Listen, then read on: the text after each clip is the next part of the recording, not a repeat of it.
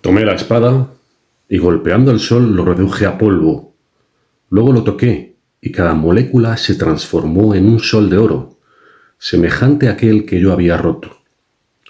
La obra es perfecta, exclamó al instante una voz fuerte y melodiosa. A ese grito los hijos de la luz se apresuraron a reunirse conmigo. Las puertas de la inmortalidad me fueron abiertas. La nube que cubre los ojos de los mortales se disipó. Yo vi, y los espíritus que presiden los elementos me reconocieron como su maestro. ¿De qué famoso personaje es este texto?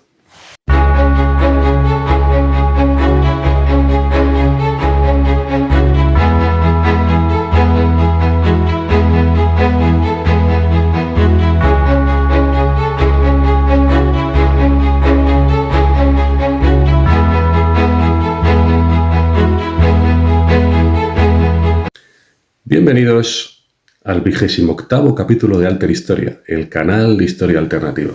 Al final del vídeo descubriremos quién es el famoso personaje que escribió estas líneas, que tienen que ver con el tema que vamos a tratar hoy, la relación entre los alumbrados españoles del siglo XVI y los Illuminati de Baviera del siglo XVIII. La primera vez que yo he encontrado, al menos, en la que se habla en la teología hispánica del concepto de iluminación como concepto teológico, es en un manuscrito del monje cartujo valenciano Bernardo Fontova, del siglo XV. Este manuscrito lo llamó el Tratado Espiritual de las Tres Vías: purgativa, iluminativa y unitiva. Para la unión del alma con Dios, él establecía el seguimiento de tres vías, procedimientos, pasos o fases. La primera, la vía purgativa, la purgatio, en la que el alma se purifica de sus vicios y sus pecados mediante la penitencia y la oración. La segunda, la vía iluminativa o illuminatio, en la que el alma, una vez purificada, se ilumina al someterse total, única y completamente a la voluntad de Dios. Y la tercera, la vía unitiva o unio, en la que el alma se une a Dios, produciéndose el éxtasis que anula los sentidos.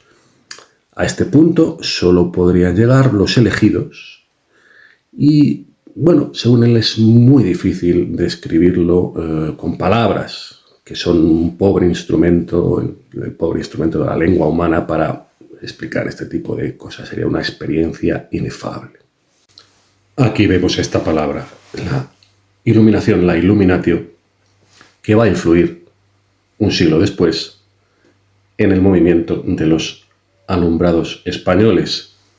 Y también vemos este concepto de que, bueno, a ciertos niveles de espiritualidad solo pueden llegar los elegidos. Eso también va a ser luego importante.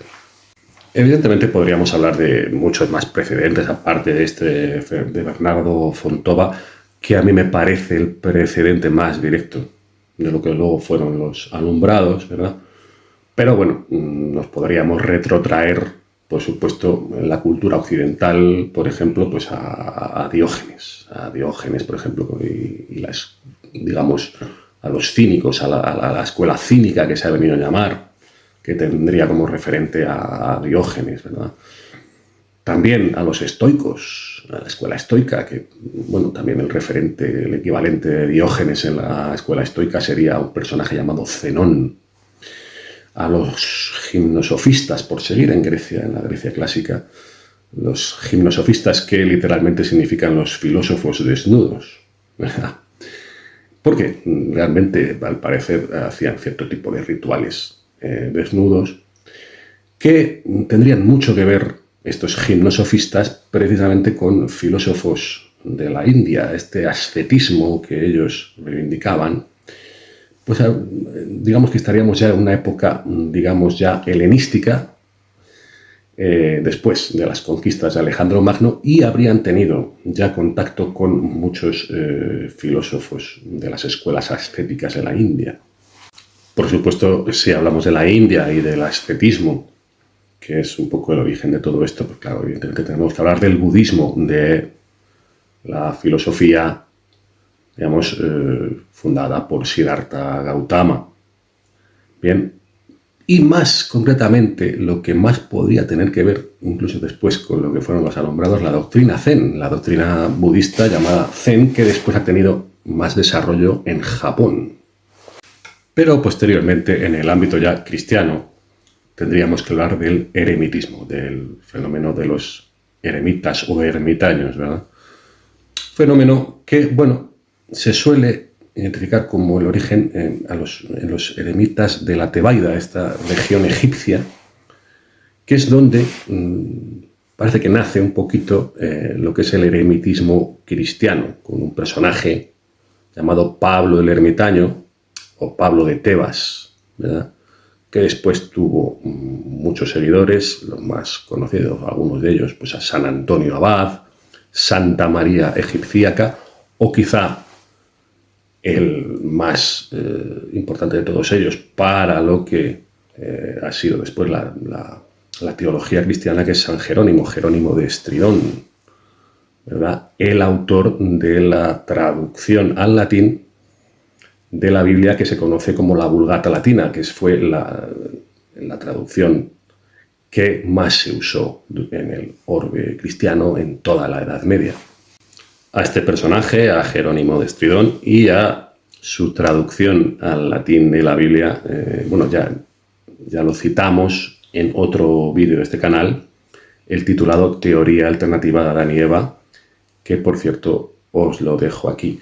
Bueno, todos estos eremitas de la Tebaida y de otros desiertos, porque bueno, era eso, más bien irse a vivir a un desierto aislado, tanto este desierto egipcio de la Tebaida como en otros lugares del Próximo Oriente, es un fenómeno que empieza a darse en el siglo III y el siglo IV de nuestra era, pero después pues podemos seguir el hilo de diversos movimientos en el ámbito cristiano que acaban influyendo, por supuesto, en los alumbrados españoles del XVI, por ejemplo, los cátaros, los famosos cátaros, evidentemente, los husitas, se les llama husitas también por Jan Hus, un teólogo checo. Ese sería otro movimiento distinto, no son los cátaros, los husitas. Tendríamos un personaje como Hildegarda de Bingen, que también tendría su influencia después en lo que acabaron siendo los alumbrados. Hildegarda de Bingen, que hablaba, bueno, de la lengua ignota con la que ella se comunicaba con los ángeles, ¿bien?, y que hablaba mucho de las visiones interiores. Esto es muy importante para lo que vamos a tratar luego, ¿no? Las visiones interiores, la religión hacia adentro. Bien, esto es fundamental. Otro antecedente claro de los alumbrados españoles habrían sido las beguinas y los vegardos. La versión femenina, las beguinas; la versión masculina, los vegardos. Los personajes que hablaban mucho de oración interior, la religión hacia adentro. Volvemos a ver esto. Es un fenómeno que se dio en muchos lugares de Europa, al menos desde el siglo XII. Estaríamos hablando de personas que vivían solas y que desarrollaban su religión, estaban evidentemente en el ámbito del cristianismo, desarrollaban su religión, incluso, bueno, ayudaban a enfermos, hacían todo tipo de actos de caridad, etcétera, etcétera, pero no estaban bajo la administración, bajo la tutela de ninguna orden monástica, ni en general bajo la tutela de la Iglesia. Y esta es otra de las características que luego veremos en los alumbrados. El no estar o el no querer estar bajo la tutela directa de la Iglesia. Esto se da con las beguinas y con los vegardos, que es un fenómeno que desde el siglo XII se ha dado hasta muy recientemente en diversos lugares de Europa. Estas beguinas y vegardos tienen mucho que ver con otro movimiento que hubo en los Países Bajos y en Alemania durante el siglo XIV, que fueron los hermanos del libre espíritu. Una característica de estos hermanos del libre espíritu es que se exhibían desnudos, exactamente igual que los gimnosofistas griegos, ¿verdad? Se exhibían desnudos en público, ¿no? Como prueba de haber alcanzado el mayor grado posible de perfección y pureza, ¿no? Y luego se les acusa de haber realizado todo tipo de bacanales y orgías. Bueno, esto es algo que se ha hablado sobre muchos grupos espirituales a lo largo de la historia. De esto tratamos también un poquito en otro vídeo que os dejo aquí, el de Sabbatai Zevi, un personaje llamado Sabbatai Zevi, que yo llamaba el Monty Python del siglo XVII, relacionándolo con la vida de Brian. Aquí os dejo el vídeo en el que hablaba de Sabbatai Zevi. Por cierto, que muchas veces cuando hago así y coloco un vídeo, hay gente que no lo ve. Evidentemente, claro, es que si accedes desde Facebook, por ejemplo, creo que no se ve. Si accedes desde YouTube es cuando se ven las ventanitas estas que dejo aquí, los enlaces a los vídeos.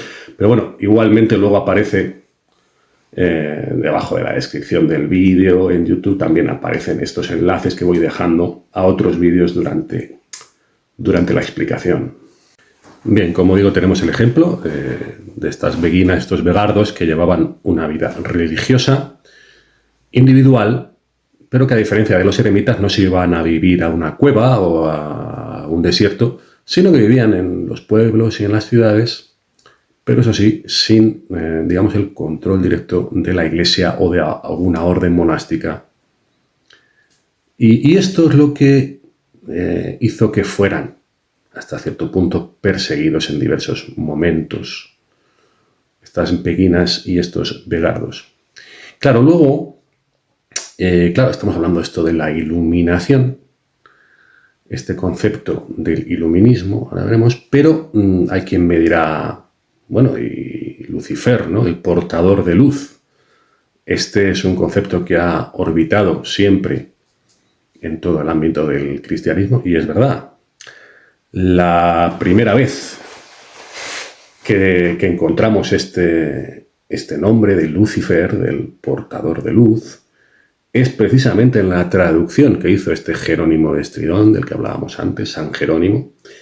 Esta traducción en latín de la Biblia, que fue la que se usó toda la Edad Media, la Vulgata latina, y aparece en esta traducción de San Jerónimo en Isaías 14. En Isaías 14 él traduce la palabra hebrea Helel, que significa Venus, el planeta Venus, como Lucifer, el portador de luz.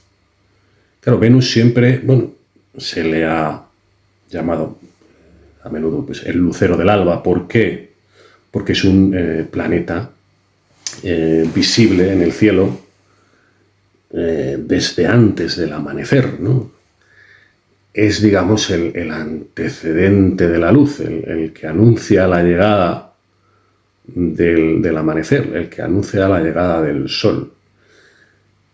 Y, siempre ha orbitado esto de Venus en distintas lenguas, en distintas traducciones, ha tenido esta característica. Por eso, Jerónimo lo traduce como el portador de luz, Venus, Helel, Lucifer. Posteriormente, la palabra Lucifer se relacionó con Satanás, con el ángel caído. Pero en esta traducción del siglo IV, que es la de la Vulgata, yo no estoy tan seguro de que tuviera esa impronta, ¿no? esa significación. Pero es cierto que luego se ha interpretado como que el portador de luz era Satanás, era el demonio. Esto es un tema que podría darnos para un vídeo aparte, por supuesto, ¿no? Pero no es el objetivo de este. Bien, vamos entonces con los alumbrados. Según Menéndez Pelayo, el investigador por antonomasia de lo que él llamaba los heterodoxos españoles, él encuentra la primera referencia a esto en un texto de 1498, con el nombre de aluminados. Aquí parecería que se estuviera refiriendo más al aluminio que a la luz, ¿verdad? Aluminados, pero al parecer se refería ya a esta tendencia, ¿no? a lo que luego se llamó alumbrados, los aluminados, 1498. Como primer personaje importante de este fenómeno, tendríamos a María de Santo Domingo, la llamada la Beata de Piedrahíta. Esta dominica abulense, natural de Ávila, de la zona de Ávila, pues habría sido un personaje que se la referencia muchas veces como una prealumbrada. Bien, prealumbrada. Ya iba por ahí, por lo que luego va a ser el fenómeno de los alumbrados. Un personaje que tuvo relación, al parecer, con nada menos que con Fernando el Católico, con el cardenal Cisneros, con el duque de Alba. Esta es otra característica que luego vamos a ver. Tenemos, en primer lugar, lo de la oración interior, la religión hacia adentro. Tenemos el no estar bajo el control de la Iglesia y esta tercera característica, el tener relación con personajes muy principales de la época, de la nobleza e incluso de la realeza de la época. Esta dominica, María de Santo Domingo, fue investigada por la Inquisición y absuelta por la Inquisición en 1510. Hay quien dice que precisamente por esta relación tan estrecha que tenía con personajes tan principales como los que hemos citado. Bien, el fenómeno ya propiamente que podemos entender como alumbradismo, y ahora veremos que también tenía otros nombres, al parecer habría tenido un origen franciscano. Habíamos visto a María de Santo Domingo, que estaría en el ámbito de los dominicos, y ahora vamos con los franciscanos. Alguien dirá, bueno, pero no estabas diciendo que esta gente, digamos, que no estaba bajo el auspicio de la Iglesia ni de ninguna orden monástica. Bueno, en origen sí, pero luego veremos cómo va evolucionando la cosa. Los franciscanos habrían tenido, digamos, dos ramas en este siglo XVI, al menos en España, ¿no? Que habría sido una, la que se entiende como la rama llamada el recogimiento, la doctrina del recogimiento, y otra, la doctrina del dejamiento. ¿En qué se diferenciaban estas ramas? Bueno, pues digamos que hasta cierto punto se podría entender que una es la versión radical de la otra, porque el recogimiento sería, hasta cierto punto, pues bueno, vivir la religión, digamos, de una manera pausada, tranquila y no expuesta a los vaivenes del mundo. Eso sería el recogimiento, pero esto del dejamiento sería, digamos, lo que se entiende como la unión pasiva del alma con Dios, es decir, el no hacer nada en absoluto de cara afuera y todo de puertas para adentro. Es decir, el llevar un tipo de religión totalmente interior, sin signos externos. Sin signos externos.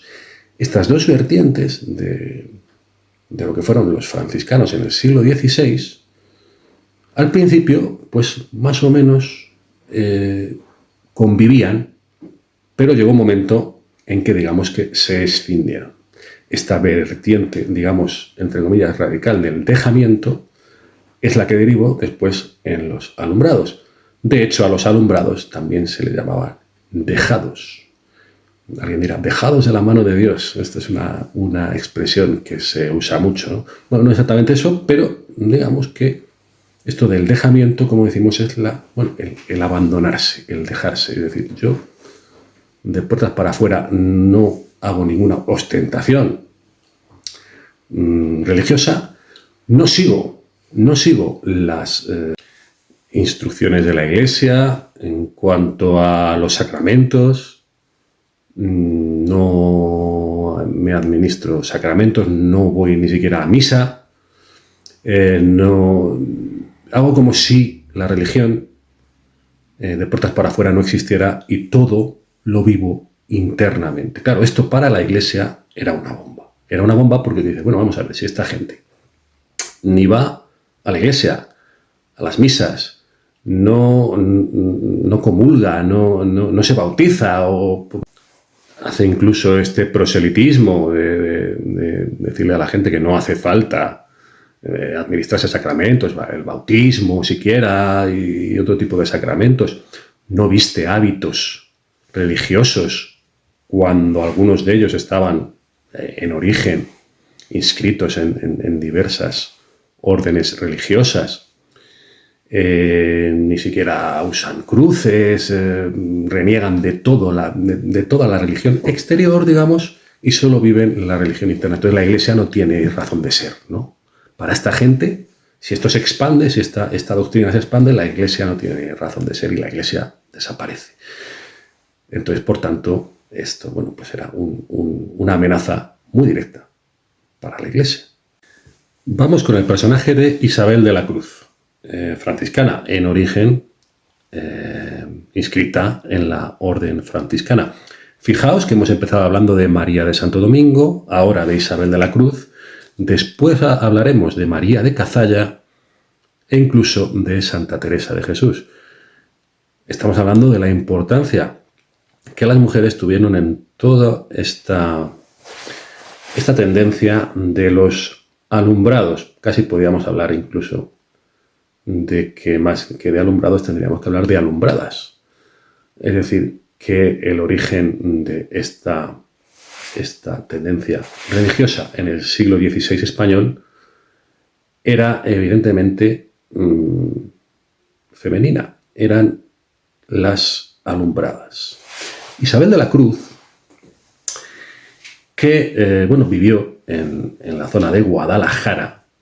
También estamos hablando de que, veíamos en el caso de María de Santo Domingo, que era en la zona de Ávila, Isabel de la Cruz en la zona de Guadalajara. Estamos hablando de que todo este fenómeno se dio en las dos mesetas, digamos, ¿no? En la Castilla Vieja, en la Castilla Nueva también, pero digamos que es un fenómeno bastante castellano, digamos, ¿no? Bien, esta Isabel de la Cruz pues preconizaba esto del abandono absoluto a la voluntad y al amor de Dios, la religión interior, el abandonar las formas exteriores de devoción, las misas, los ayunos, las disciplinas, las vigilias, no someterse a la autoridad de la Iglesia. Y esta característica también curiosísima que también se vio en María de Santo Domingo y veremos también después, ¿no? De tener relación con personajes sobre todo de la nobleza, bastante importantes. Pareciera que esto de que se le quitara esta autoridad a la Iglesia a ciertos nobles, pareciera que les hacía bastante gracia, ¿no? Es decir, aquí estaríamos hablando de este conflicto que se ha dado en diversos momentos de la historia de Europa entre la nobleza y la Iglesia. Es verdad que los cargos eclesiásticos más importantes solían ser gente que procedía de la nobleza, pero siempre ha habido esta cuestión de haber el poder, digamos, religioso y el poder civil, a ver quién tenía más preponderancia, ¿no? Y a mí me da la impresión de que con esto de los alumbrados en el siglo XVI español podemos ver un poco esto, ¿no? Esta Isabel de la Cruz había montado, al menos desde 1512, en Guadalajara, el primer grupo de lo que estrictamente se puede considerar como alumbrados dejados o iluministas, que de las tres maneras se les llamó, con la ayuda de otro personaje llamado Pedro Ruiz de Alcaraz. Ahora iremos con Pedro Ruiz de Alcaraz. Bien, en 1519 es denunciada por primera vez a la Inquisición, aunque en un principio parece que la Inquisición no hizo mucho caso, quizá por las relaciones, como habíamos visto en María de Santo Domingo, con diversos nobles de la época, pero ya en 1523, 4 años después de haber sido denunciada, es cuando la Inquisición abre diligencias contra esta Isabel de la Cruz. Para este momento, para 1523, ya parece ser que tenemos grupos de alumbrados en lugares como Cifuentes, Pastrana, Escalona, Toledo, Salamanca, Alcalá de Henares o Medina de Río Seco. Fijaos, se había extendido como la pólvora. Bueno, estamos hablando de una época, hay que ponerse también en situación. En 1517 es cuando se inicia se ha venido a llamar la Reforma Protestante, la Reforma Luterana. Es decir, ya digamos que la Inquisición, pues claro, empezaba a tener las orejas tiesas con muchas cosas, ¿no? Esto deriva finalmente en un auto de fe que se hizo contra esta Isabel de la Cruz, contra Pedro Ruiz de Alcaraz, contra Gaspar de Bedoya y otros personajes. Un auto de fe que se dio en 1529. Otros personajes además relacionados, fijaos, con la Universidad de Alcalá de Henares, lo que después ha acabado siendo la Universidad Complutense de Madrid, ¿verdad? El origen de la Universidad Complutense de Madrid es la Universidad de Alcalá, y en el ámbito también de esta Universidad de Alcalá es donde aparecen entre los estudiantes e incluso entre los profesores. Había bastantes seguidores de esta Isabel de la Cruz y de estos alumbrados, ¿no? Y esto se da un auto de fe en 1529 y a esta Isabel de la Cruz se la condena a prisión perpetua. Prisión perpetua, conmutada después, en 1538, 9 años más tarde, por una prohibición de salir de Guadalajara y alrededores, y además por la obligación de hacer penitencias y oraciones, precisamente lo que ella no quería en absoluto, ¿no? El hacer ese tipo de penitencias, de vigilias, de oraciones, de ayunos, etcétera, etcétera. Bueno, pues la Inquisición al final la condena a someterse a este tipo de cosas, ¿no? Este Pedro Ruiz de Alcaraz, que es el que ayuda a montar el grupo de alumbrados de Guadalajara, es además el que, al parecer, organiza otra comunidad de alumbrados que hemos citado, la de Escalona, con el apoyo del Marqués de Villena. Aquí tenemos de nuevo a los nobles detrás, ¿verdad? Bien. Vamos ahora con otra mujer, María de Cazalla. Bien. Esta María de Cazalla, quizá el apellido suene a algunos, vamos a ver, pertenece a la familia Cazalla, una familia de judíos conversos de la época. Digamos que esta es la tía de otro personaje llamado Agustín de Cazalla. Este Agustín de Cazalla, sobrino de María de Cazalla, años después, el doctor Cazalla, se le llamaba, digamos que fue el que organizó un grupúsculo de luteranos, ya no estamos hablando de alumbrados, de luteranos en 1559. Bueno, 1559 es cuando se da el auto de fe de Valladolid contra este grupo de luteranos, organizado, al parecer, por Agustín de Cazalla, por el doctor Cazalla. ¿Por qué digo que quizá os suene?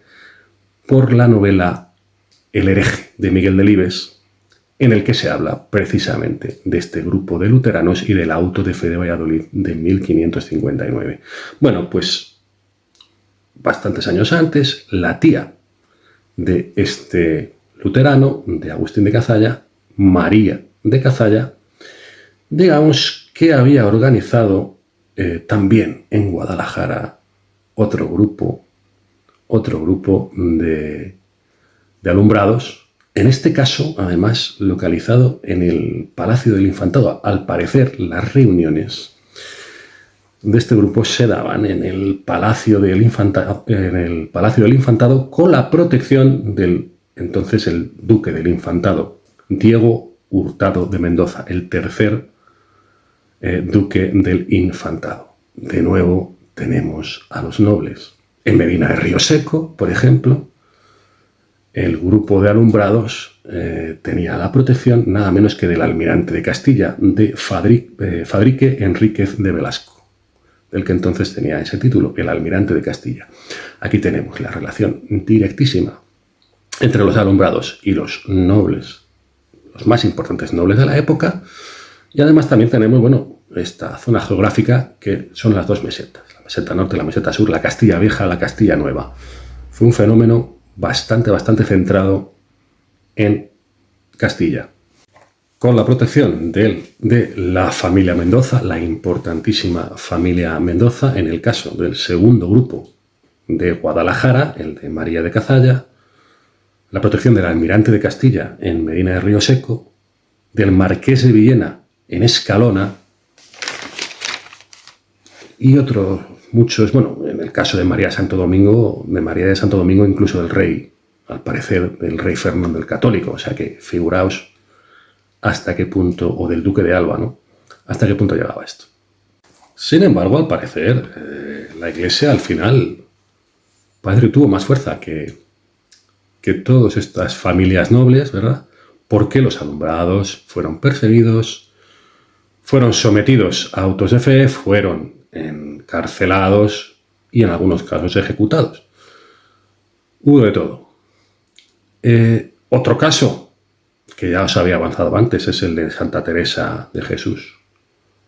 ¿Fue alumbrada Santa Teresa de Jesús? Bueno, aquí evidentemente hay más discusión al respecto. Pero lo cierto es que sí fue acusada de serlo. Claro, dentro de los escritos de Santa Teresa de Jesús podemos encontrar, bueno, pues todo esto de los éxtasis místicos, de los arrebatos místicos. Estamos viendo esta escultura de Bernini, ¿verdad?, en la que vemos a un ángel que atraviesa el corazón de Teresa con un dardo de oro, digamos, con una flecha de luz, digamos, ¿no?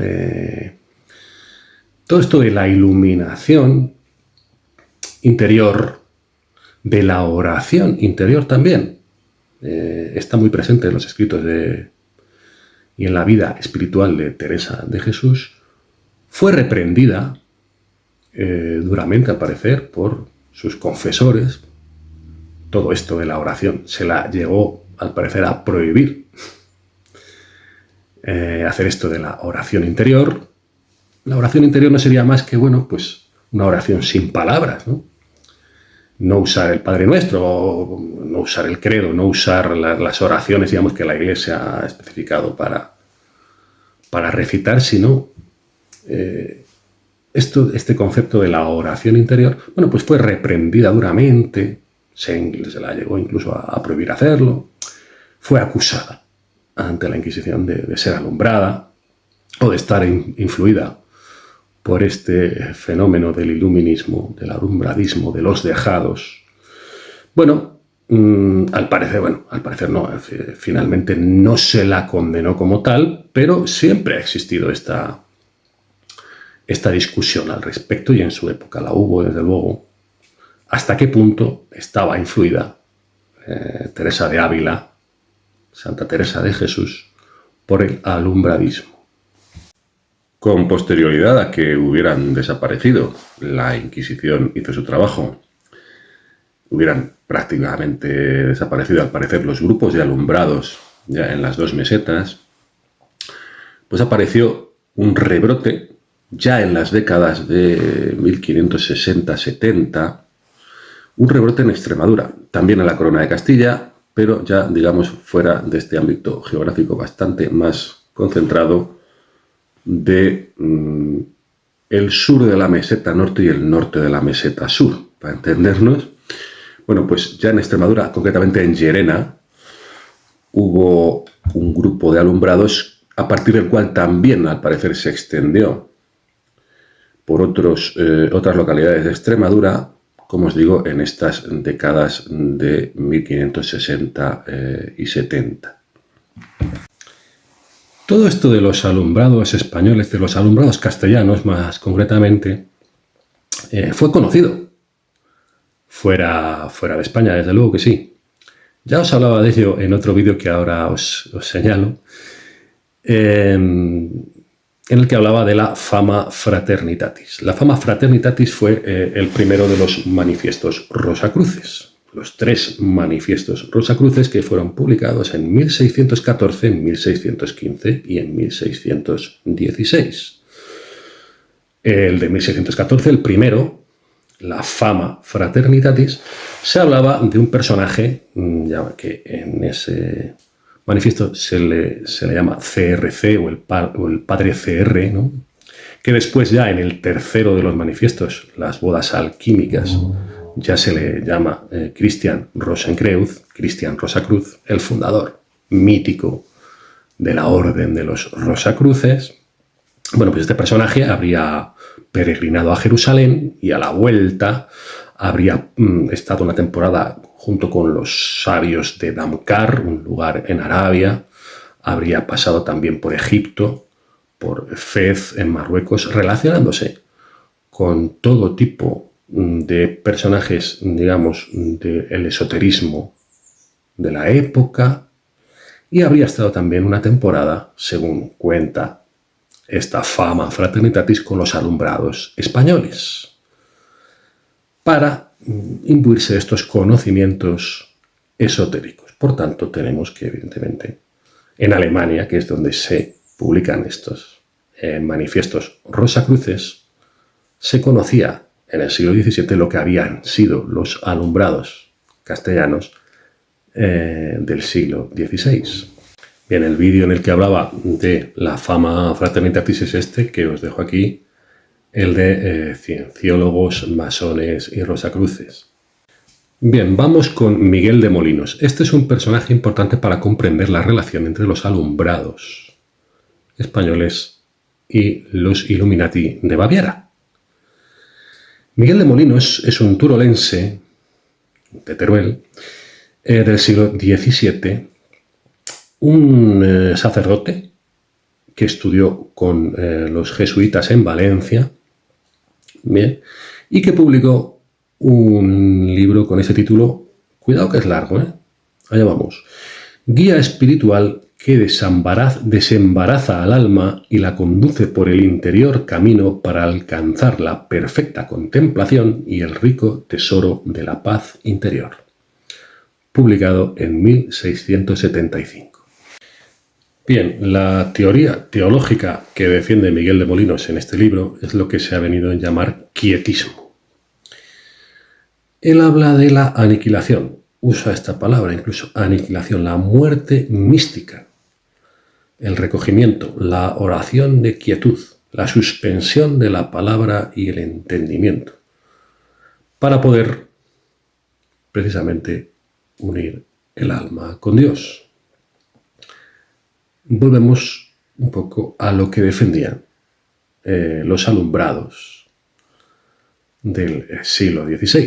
Esto es un poco, bueno, pues la actualización del alumbrarismo del siglo XVI, esto del quietismo de Miguel de Molinos. Claro, y como en el caso de los alumbrados, también fue perseguido por la Inquisición. Concretamente, los que denunciaron a Miguel de Molinos fueron jesuitas, precisamente, los jesuitas con los que él había estudiado, ¿verdad? Bueno, los jesuitas, tanto los jesuitas como los dominicos, han sido los que tradicionalmente han tenido, bueno, el manejo de la Inquisición, jesuitas y dominicos, ¿verdad? Bueno, en este caso fueron jesuitas los que denunciaron y los que investigaron a Miguel de Molinos. Fue torturado, obligado a confesar, bueno, sus herejías, digamos, ¿no? Condenado a reclusión perpetua, que después, bueno, pues fue encarcelado en una mazmorra, aunque luego pues esta sentencia fue conmutada por la de estar recluido en un monasterio el resto de su vida, ¿no? Su libro fue incluido en el índice de libros prohibidos en 1681, y por esto, entre otras cosas, porque fue prohibido, pues no tuvo apenas repercusión en España este libro, aunque sí fue traducido tanto al latín como al francés, al holandés, al italiano, al alemán y al inglés. Esto es importante para entender la trascendencia que tuvo este libro después en los Illuminati de Baviera.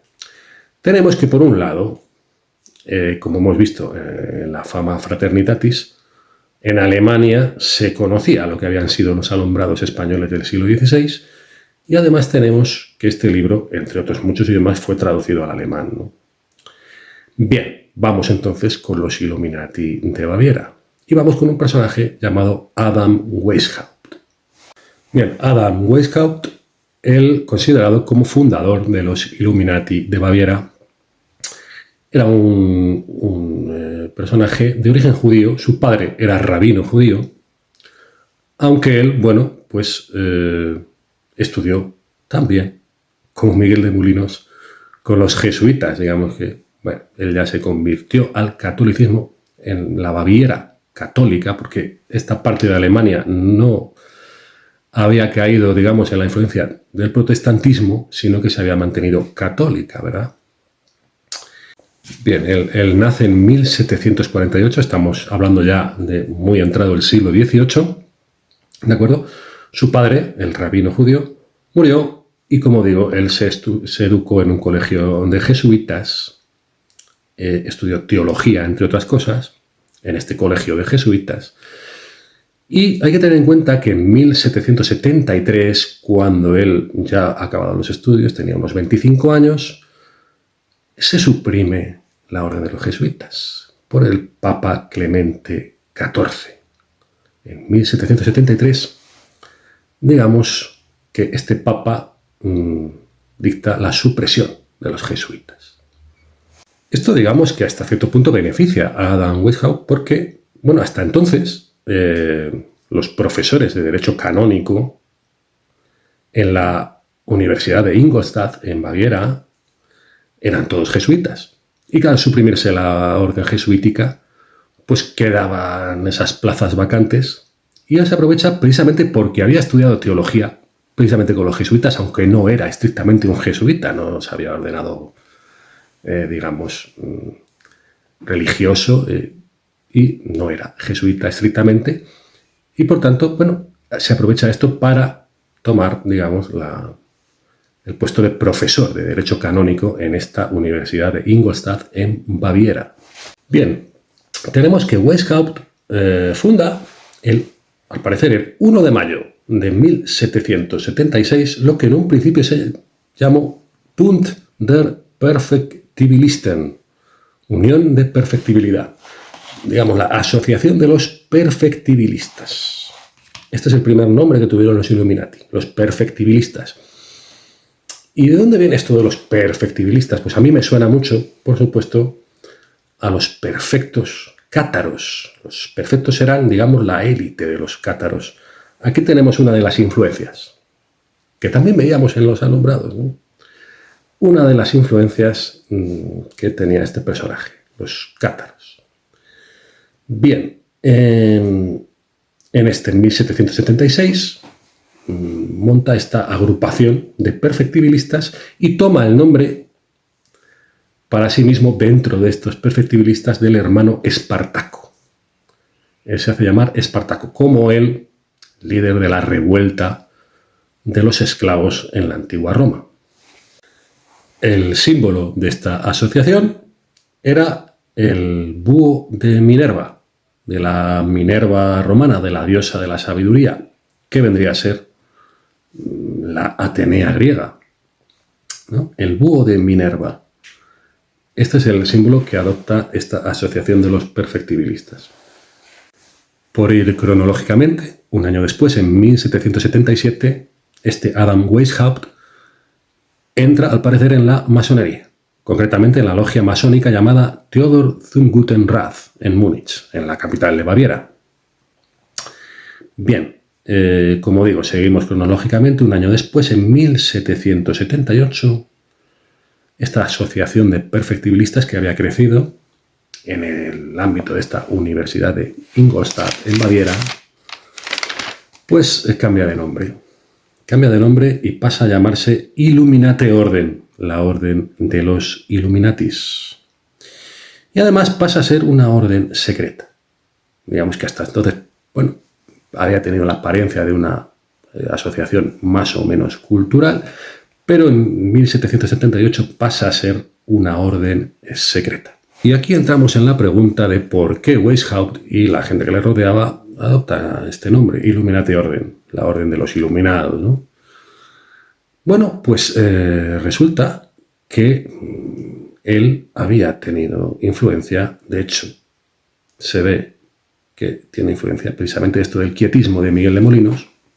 Hay quien dirá, bueno, pero vamos a ver, pues esto de los Illuminatis era una cosa hasta cierto punto, bueno, venida de la Ilustración, digamos, no tenía un componente tan religioso, sino más bien todo lo contrario, eran hijos de la Ilustración, incluso bastante revolucionarios, pero no desde un punto de vista religioso.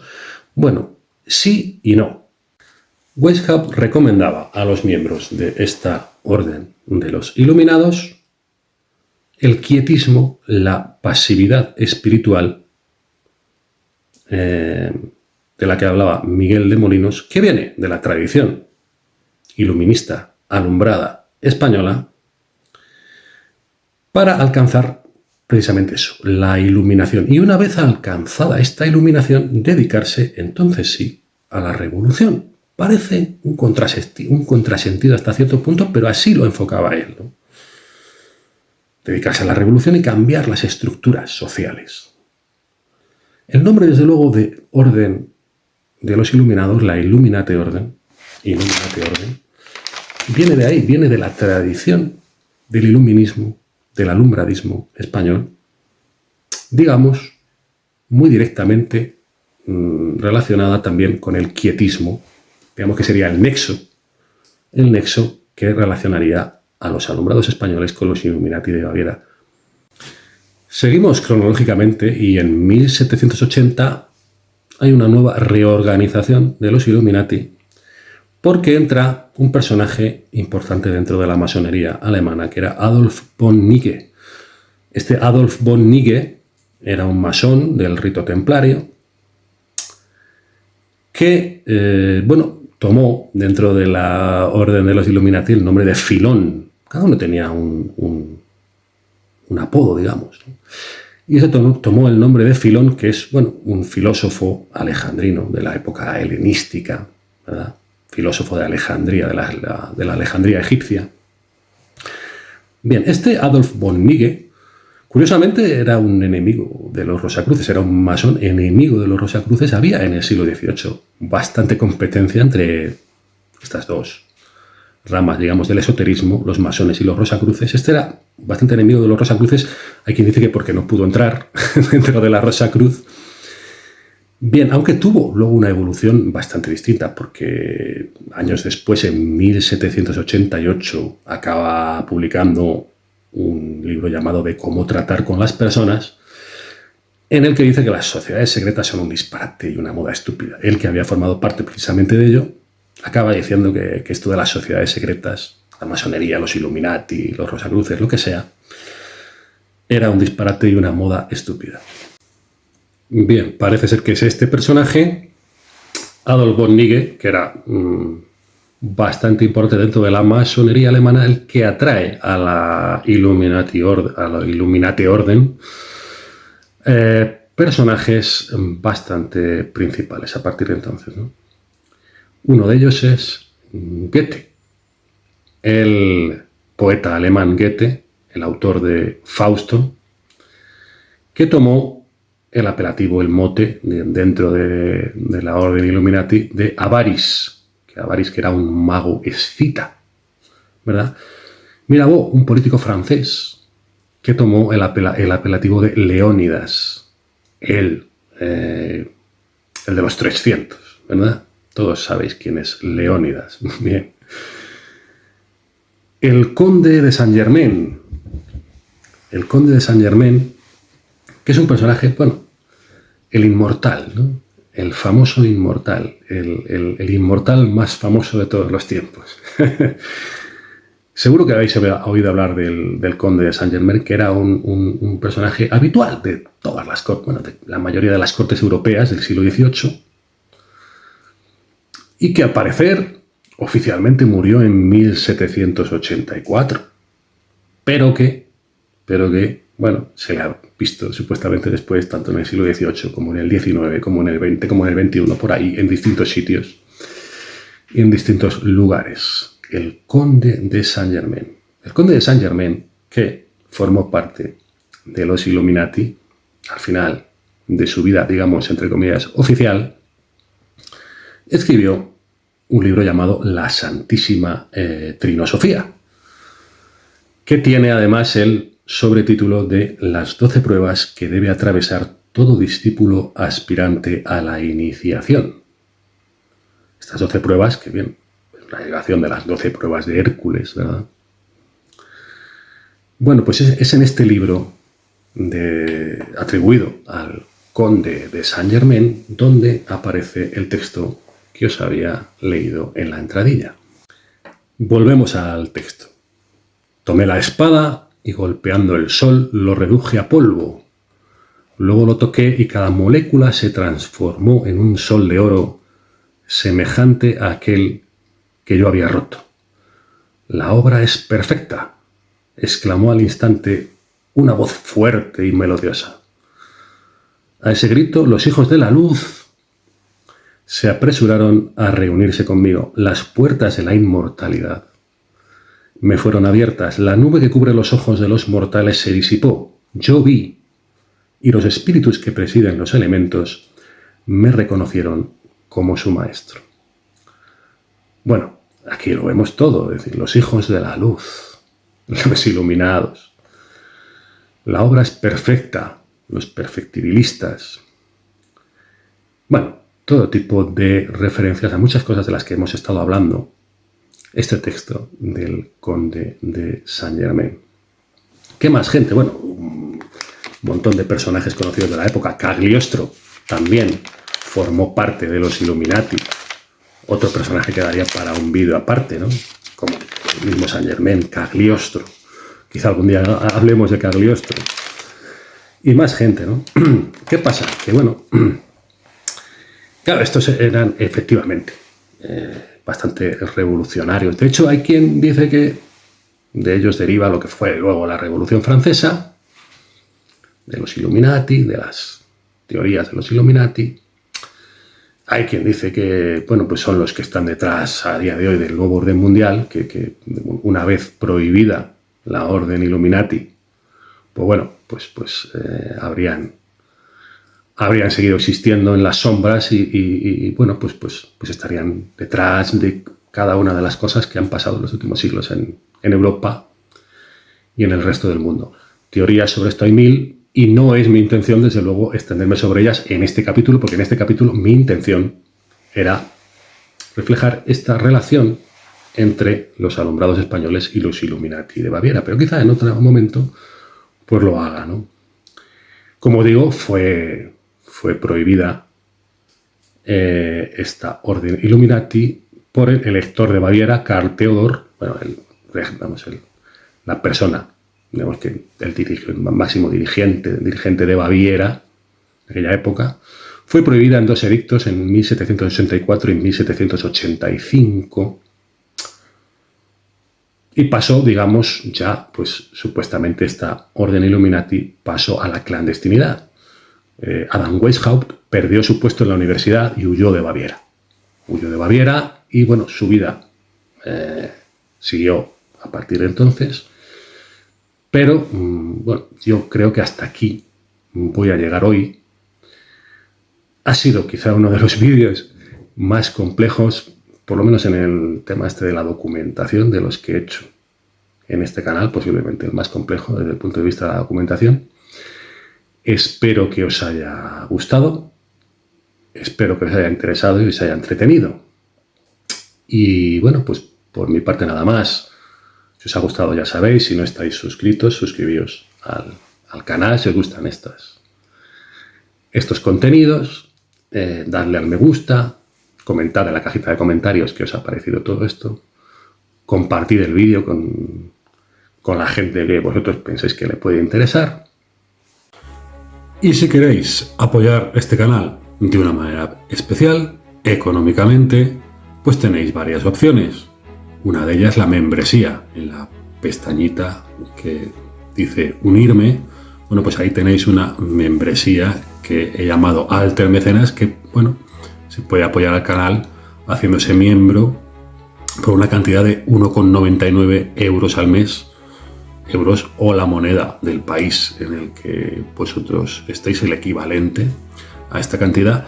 También tenéis los Super Thanks, los llamados Super Thanks, que, bueno, son en esta pestañita que veis que dice gracias, sería poner un comentario destacado en la cajita de comentarios, dando además una donación o incluso la cuenta de PayPal, que siempre dejo en la descripción del vídeo.